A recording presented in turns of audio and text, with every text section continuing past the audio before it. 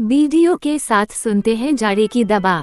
जाड़े के दिन थे, कड़ाके की सर्दी पड़ रही थी, भयानक शीतलहर चल रही थी। अलग नगर के पहाड़ी इलाके के किनारे बनी सेठ की हवेली में भी ठंड और हवा पूरी तरह ताकत के साथ प्रवेश करती जा रही थी।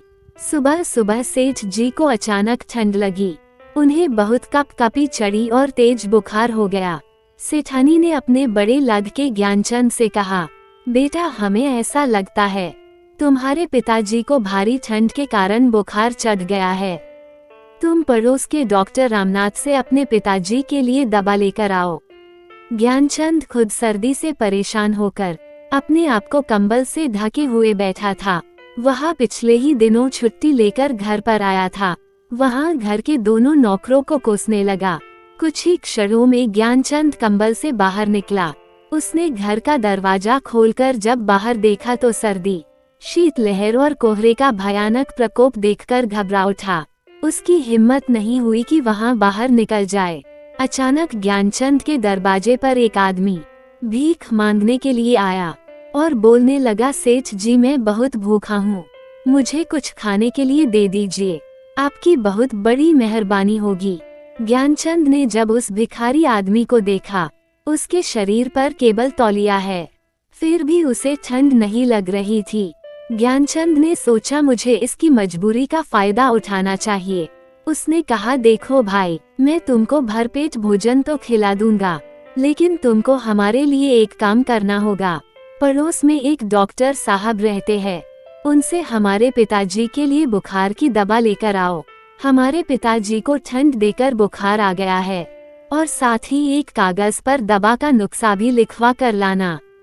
भिखारी ने कहा, लेकिन मैं तो अभी बहुत भूखा हूँ, वहाँ तक ठीक से चल भी नहीं पाऊंगा। भिखारी बोला, पहले कुछ खिला दो सेठ जी। ज्ञानचंद ने कहा, सोच लो, अगर तुम भरपेट भोजन करना चाहते हो तो पहले दवा लेकर आओ। भिखारी को बहुत तेज भूख सता रही थी, अतः भिखारी ने जैसे तैसे दवा ही लाना ठीक समझा। भिखारी पता पूछकर डॉक्टर साहब के घर पहुंच गया और कुछ ही समय बाद दवा लेकर लौट आया। सेठ जी के घर वालों को उस आदमी की ठंड सहन करने की शक्ति पर आश्चर्य हुआ।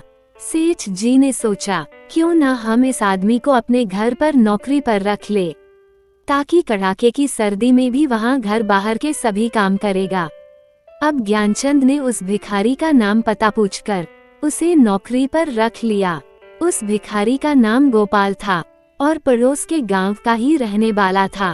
वह शहर में काम ढूंढने के लिए आया था, इसलिए वहां नौकरी करने के लिए राजी हो गया। अब शाम हुई तो ठंड और भी ज्यादा बढ़ गई। पास के बाड़े में सेठ जी की गाय और भैंस बंधी थी। सेठ जी ने गोपाल से कहा, तुम जानवरों के बाड़े में जाओ और गाय का दूध दू कर ले आओ। कड़ाके की ठंड होने के बाद भी गोपाल ने दूध का भगोना लिया और गाय का दूध दूकर ले आया। अब रात हुई तो सेठानी ने कहा, गोपाल से कहा, गोपाल, बरामदे में खटिया पड़ी है, तुम उसी पर जाकर सो जाओ। गोपाल ने सेठानी से कहा, बाहर तो बहुत सर्दी ठंड है, अगर अंदर किसी कमरे में सोने के लिए जगह मिल जाती तो मेहरबानी होती। सेठानी ने कहा, अगर किसी कमरे में जगह नहीं हो तो मुझे कृपया एक कंबल ही दे दीजिए सेठानी जी। ज्ञानचंद ने गोपाल से कहा, अरे भाई, तुम्हें कंबल की क्या जरूरत है, तुम्हारा शरीर तो पत्थर के समान कठोर है, तुम तो कड़ाके की सर्दी में दौड़ दौड़ के काम करते हो। गोपाल ने कहा, मालिक, हमारा शरीर पत्थर जैसा कठोर नहीं है और न ही मेरे अंदर बहुत अधिक ठंड सहन करने की शक्ति। गोपाल बोला, मैं एक साधारण इंसान हूँ मालिक। ज्ञानचंद ने कहा, तो इतनी ठंड में पिताजी के लिए दवा कैसे लेकर आए और जानवरों के बाड़े में जाकर गाय का दूध दूकर कैसे लाए? गोपाल ने कहा, मालिक, जिस समय मैं आपके पिताजी की दवा लेने गया था उस समय मैं भूख से तड़प रहा था। तब मुझे केवल अपने पेट की भूख का ख्याल था। मुझे 2 दिन से कोई काम नहीं मिला था, इसलिए मैं भीख मांगने को मजबूर हो गया।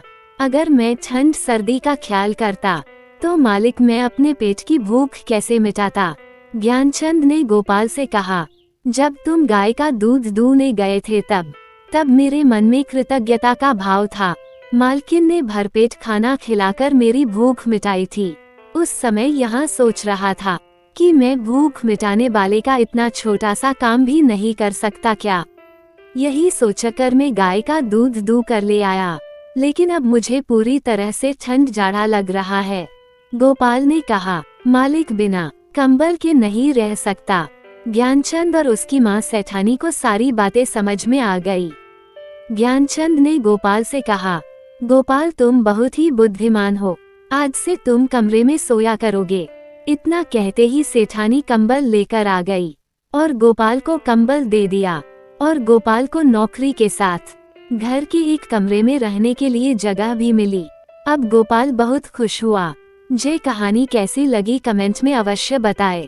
भाई लोगों, आपसे एक रिक्वेस्ट है, हमारे वीडियो को लाइक और फॉलो करना नहीं भूले। धन्यवाद।